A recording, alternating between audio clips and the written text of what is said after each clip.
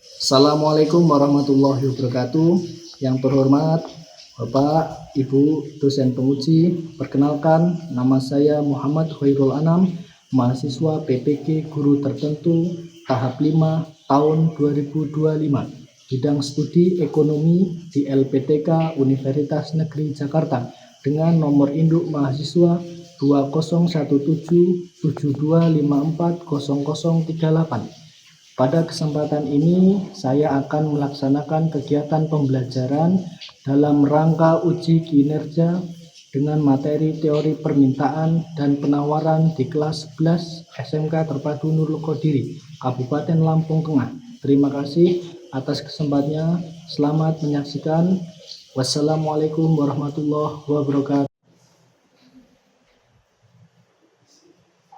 Assalamualaikum warahmatullahi wabarakatuh. Waalaikumsalam warahmatullahi wabarakatuh.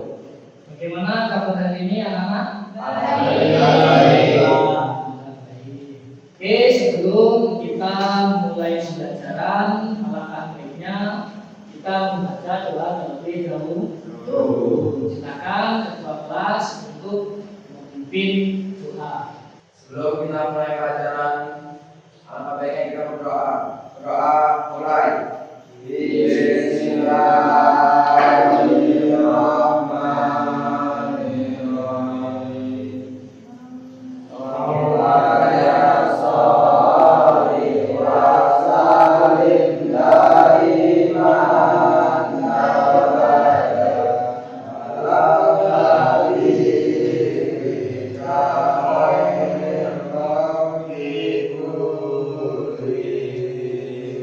Allah ya sholli wa sallim daiman abada ala habibika khairil khalqi kullihim.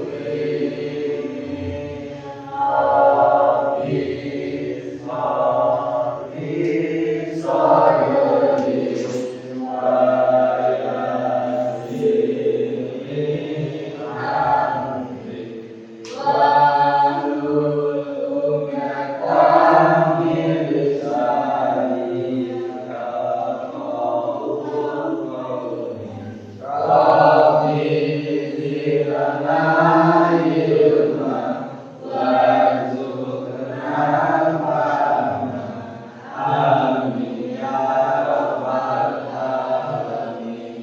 Baik, Bapak akan mengabsen terlebih dahulu untuk mengecek kehadiran kalian.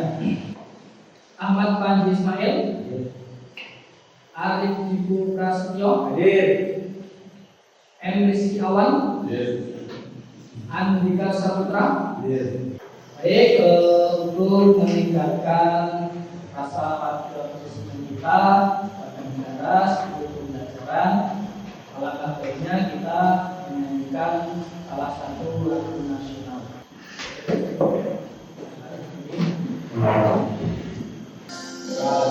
Pancasila aturan umum, patriot proklamasi, setia berperan umum, Pancasila dan negara. Oke, silakan duduk kembali. Nah, untuk memulai pelajaran kita akan melaksanakan activity terlebih dahulu. Untuk apa? Untuk mengatur kefokusan kalian untuk memahami pelajaran. Nah, activity-nya gimana? Activity-nya nanti kalau seumpamanya saya ngomong pagi, jadi sampai pukul 1 kali. Kalau siang pukul 2 kali. Kalau sore 3 kali. Oke, siap ya, mulai ya. Siap.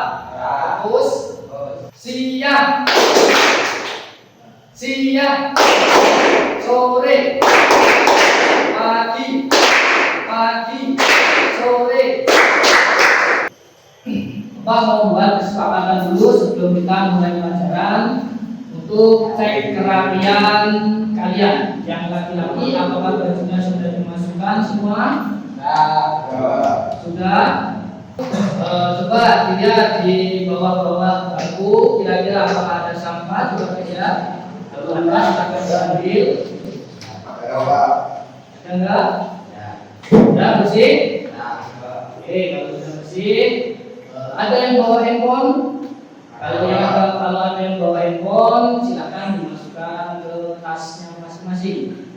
Untuk tema pembelajaran kali ini, kita akan membahas atau mempelajari terkait teori permintaan dan teori penawaran. Kenapa sih harga itu bisa naik? Kenapa sih harga itu bisa turun? Nanti akan kita bahas satu persatu. Nah, untuk tujuan pembelajaran ini nanti Bapak harapkan sampai bisa memahami pengertian daripada teori permintaan ataupun teori penawaran, sekaligus biar sampai tahu apa sih faktor-faktor penentu peningkatan permintaan dan peningkatan penawaran, karena ini nanti bisa menyangkut dari harga suatu barang. Nah, apakah masih ada yang ingat kemarin kita belajar terkait apa? Terkait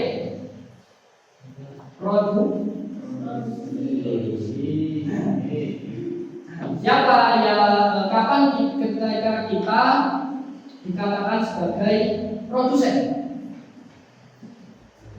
Kapan ketika kita dikatakan sebagai produsen? Kita membuat produk dan kemudian menjual produk. Kalau kapan ketika kita menjadi seorang konsumen? Ketika kita membeli sesuatu. Ya, ketika kita membeli sesuatu itu bisa dinamakan kita sebagai konsumen. Membeli sesuatu ataupun memakai sesuatu jasa, itu namanya konsumen. Ya, jasa seperti ojek online itu kan kita memakai jasanya kan, nah kita sebagai konsumennya. Bapak ini menunjukkan sebuah video terkait permintaan dan penawaran. Nanti sampai simak baik-baik, sampai pahami baik-baik terkait teori permintaan dan penawaran. Ini untuk menambah wawasan kita sebelum mempelajari permintaan dan penawaran. Silakan. Pagi hari ini aku akan membeli belanjaan untuk tembok itu di pasar itu dekat rumahku. Wah, ramai sekali ya pasar ini. Banyak pedagang dan pembeli melakukan kegiatan ekonomi. Apakah kamu berpikir, kenapa ya harga sayur itu sekian rupiah, sedangkan harga sayur itu sekian rupiah? Dan juga sebenarnya bagaimana sih datangnya harga itu? Dari sekian banyak faktor yang mempengaruhi harga, kali ini kita akan membahas salah satunya yaitu buku permintaan dan penawaran. Oke, sudah paham kan sekarang tentang buku permintaan dan penawaran? Semoga bermanfaat ya. Sampai jumpa di pelajaran asyik lainnya. Tadi tayangan video untuk menambah wawasan kita untuk mempelajari terkait teori permintaan dan teori penawaran. Jadi kita langsung masuk ke materinya saja. Bapak di sini akan menjelaskan terkait teori permintaan dan teori penawaran. Ini nanti akan menjadi pemahaman terbaru kalian untuk memahami kenapa sih harga barang itu akan naik, kenapa sih harga barang itu akan turun. Kita akan bahas satu persatu teori permintaan dan teori penawaran. Yang pertama kita bahas yaitu terkait teori permintaan. Apa sih permintaan? Permintaan itu adalah apabila suatu harga barang itu rendah, maka permintaannya akan naik. Begitupun sebaliknya, ketika harga barang itu tinggi, otomatis permintaannya akan turun. Contohnya seperti ini, ya kan, apabila suatu harga barang itu rendah, maka permintaan daya beli itu akan semakin naik. Seumpamanya begini, sama punya handphone semua kan. Nah, handphone itu kalau harganya murah, saya yakin pasti banyak yang mau beli. Sehingga apa? Sehingga permintaan daya beli dari HP itu akan meningkat karena banyak yang mau beli. Tapi sebaliknya, kalau seumpamanya handphone sampai itu harganya mahal, banyak nggak orang itu? Mungkin hanya orang-orang tertentu saja. Nah, ketika harga handphone yang sampai itu naik harganya, yang awalnya 1 juta naik ke 5 juta, otomatis banyak yang tidak mau beli.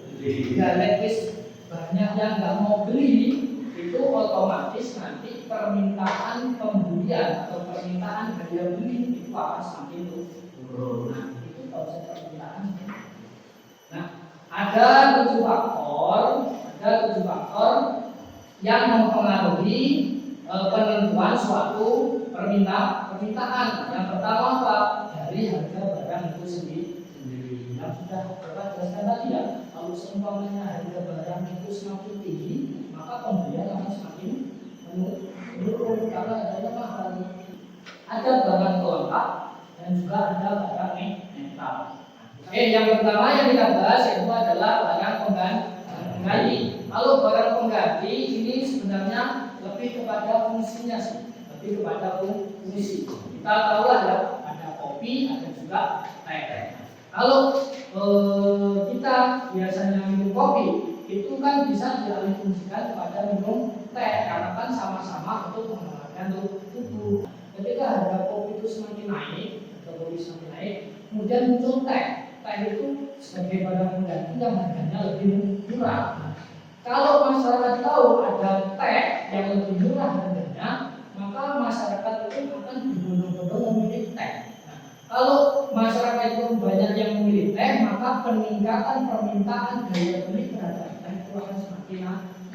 Nah, sedangkan sebaliknya, yang kopi tadi yang harganya mahal karena masyarakat ini membeli teh daripada kopi, hasil kopi ini tadi itu akan jarang dibeli, sehingga apa? Kopi ini akan mengalami penurunan permintaan daya beli.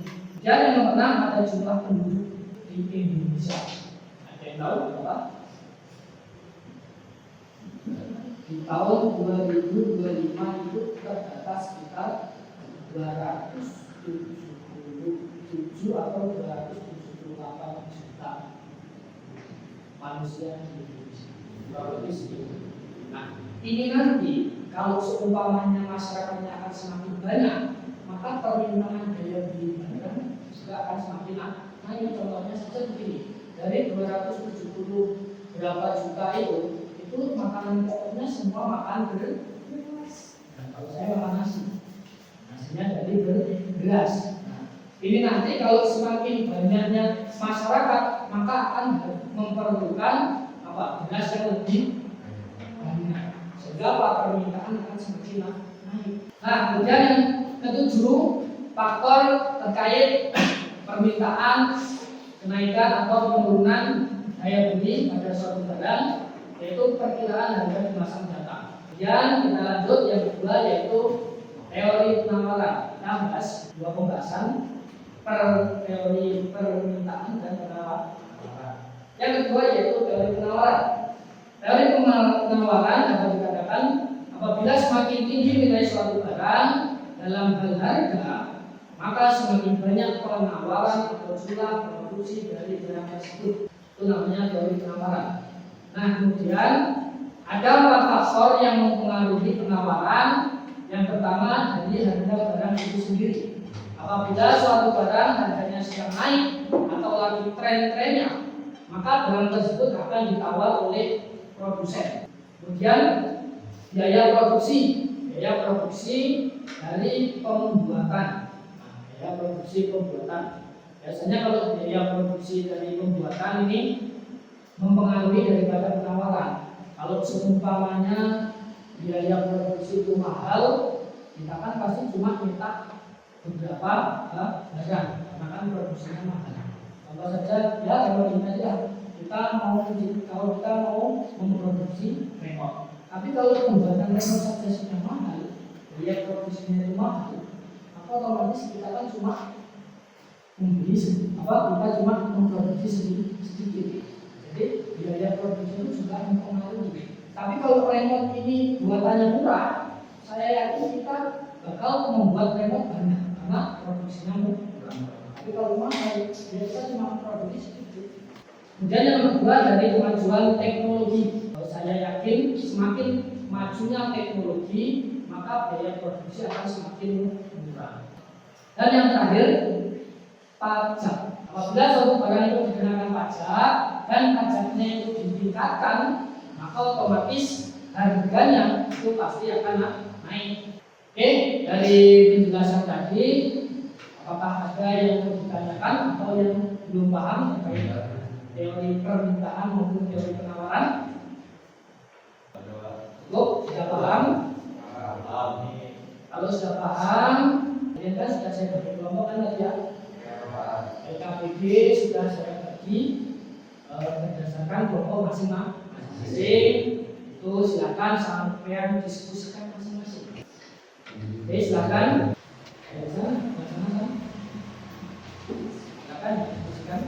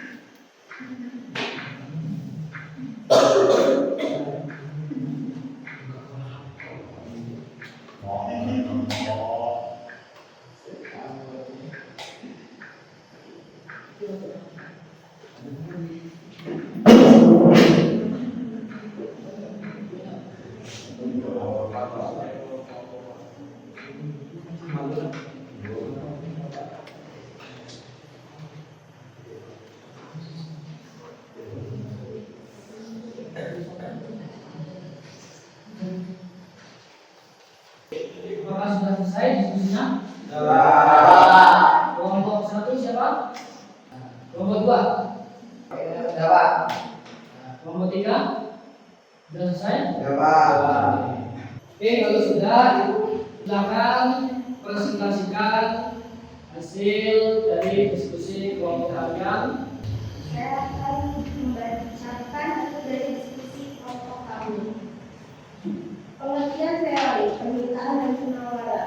Permintaan adalah jumlah barang dan jasa yang diinginkan dan mampu dibeli oleh konsumen pada berbagai harga selama periode tertentu. Penawaran adalah jumlah barang dan jasa yang diproduksi dan siap dijual oleh produsen pada berbagai harga selama periode tertentu. Keseimbangan harga terjadi saat jumlah permintaan sama dengan jumlah penawaran. Oke, apakah teman-teman ada yang mau bertanya? Sebutkan dan jelaskan dua faktor utama yang mempengaruhi permintaan suatu barang atau jasa. Baik, saya akan mendiskusikan jawabannya bersama kelompok dan kelompok dari. Oke, saya akan menjawab pertanyaan dari kelompok 3. suatu barang atau jasa adalah satu, harga barang itu sendiri. Semakin tinggi harga suatu barang, semakin rendah permintaannya untuk membutuhkan. Sebaliknya, semakin rendah harga suatu barang, semakin tinggi permintaannya. Dua, pendapatan konsumen. Semakin tinggi pendapatan konsumen, semakin tinggi permintaan terhadap barang lokal. Pada yang ditanyakan dari presentasi kelompok 3. Oke, sekarang kita lanjut ke presentasi kelompok 2. Assalamualaikum warahmatullahi wabarakatuh. Waalaikumsalam warahmatullahi wabarakatuh. Definisi teori penawaran permintaan keuangan adalah harga suatu barang atau jasa dan kuantitas yang dibeli konsumen. Penawaran itu adalah harga suatu barang atau jasa dan kuantitas yang diproduksi dan dijual oleh produsen. Apakah ada yang ditanyakan? Apa yang menjadi perbedaan dan kuantitas keseimbangan pasar jika biaya produksi dan barang meningkat dengan asumsi faktor lain bersama? Ini jawaban untuk kelompok 1. Jika biaya produksi meningkat dan faktor lain tetap, penawaran barang akan berkurang dan kurva penawaran bergeser ke kiri. Akibatnya harga keseimbangan akan naik dan kualitas keseimbangan akan turun. Oke, berarti dari kelompok masing-masing sudah melaksanakan presentasi hasil dari diskusi per kelompok. Kesimpulan dari pelajaran hari ini itu adalah terkait permintaan dan penawaran itu naik atau turunnya suatu permintaan maupun penawaran itu terjadi menjadi 7 faktor yang sudah saya jelaskan tadi. Nah, untuk menilai sejauh mana sampai memahami pelajaran tersebut, Bapak akan memberikan asesmen akhir untuk menilai.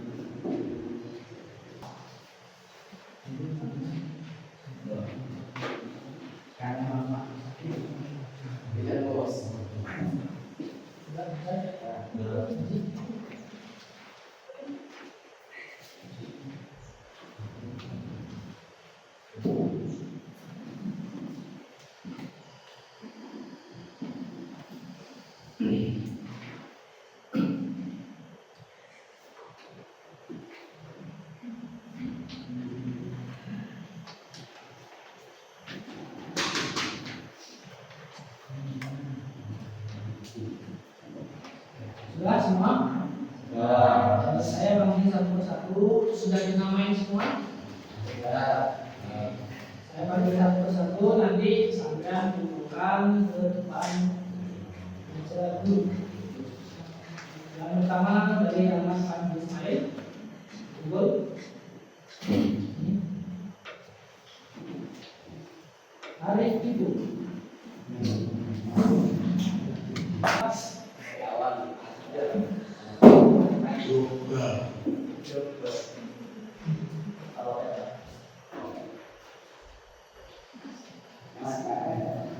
Andika Saputra, Dimas Fajar,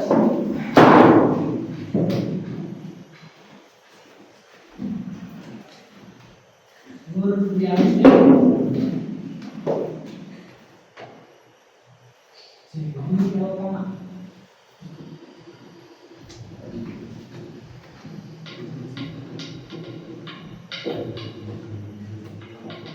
apa yang bisa sampai dapatkan hadiah ini?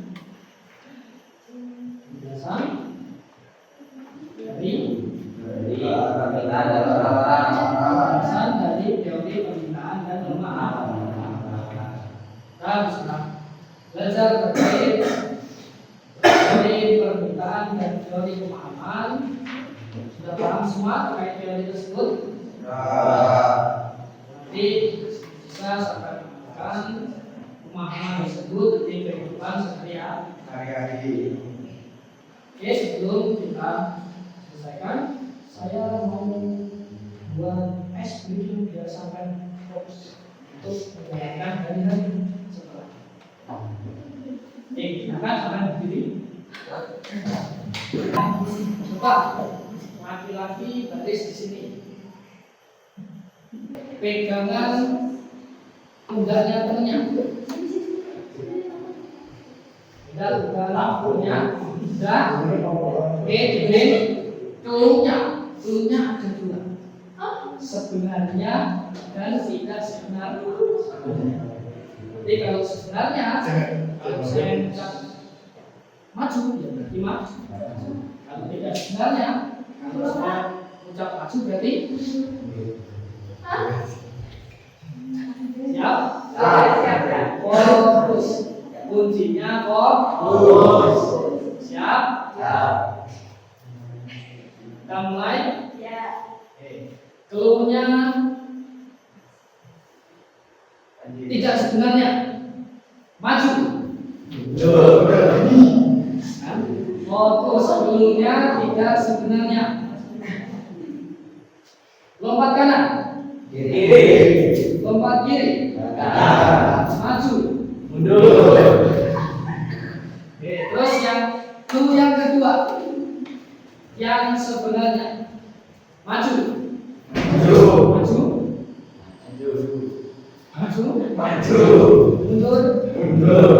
Mundur. Kanan kiri. Kurang fokus. Kanan kiri. Mundur maju. Silakan duduk ke tempat masing-masing. Baik, mungkin cukup sampai sini pembelajaran. Untuk ketua kelas memimpin doa mulai.